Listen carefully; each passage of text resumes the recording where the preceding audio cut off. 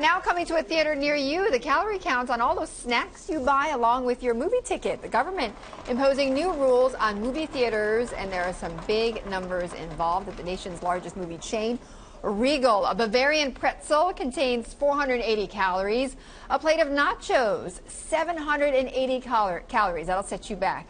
And a large popcorn, well, that packs a massive 1,200 calories. Bloomberg journalist Anna Edney joining us now, who wrote up the story for Bloomberg, joining us from Washington.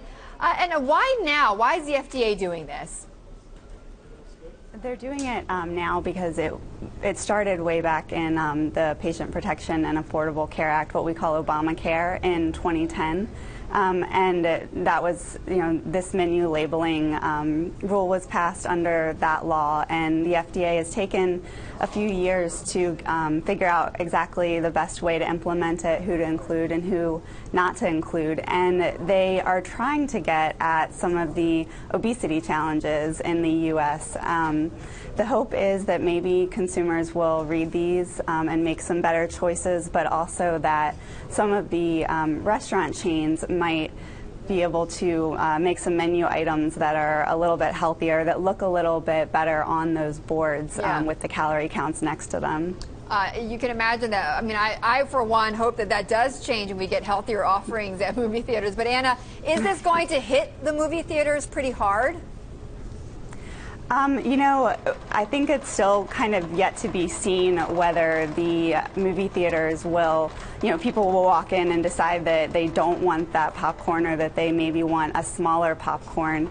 There have been some states and there have been some cities that have implemented similar rules for menu labeling, but they've kind of been in a limbo for a little while they've waited on the FDA to make a national standard, since they knew it was coming.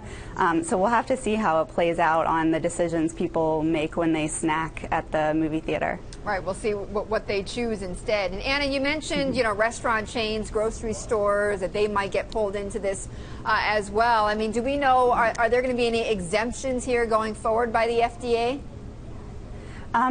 There were some exemptions, and now really there are fewer. So FDA put out some draft rules in 2011 for people to look at and comment on, and then they made some changes. So the movie theaters were actually exempt the first time around.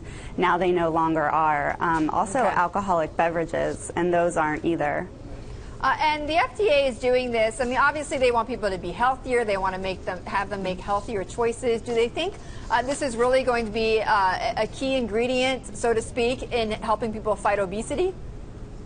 I think ingredient probably is the right word, because it'll be part of a larger plan possibly for other steps that can be taken, but that this one could be sort of a step in the right direction. It could help people out. If you're trying to lose weight, you want those calorie counts. They'll be helpful rather than having to look them up online. If the companies are actually posting better or putting better things for you on the menu, then it could make a dent, but I don't think anybody thinks it's going to solve the problem. No, not by any means. Anna, thank you so much. Anna Edney, the Bloomberg News reporter in Washington, who wrote up that story for us.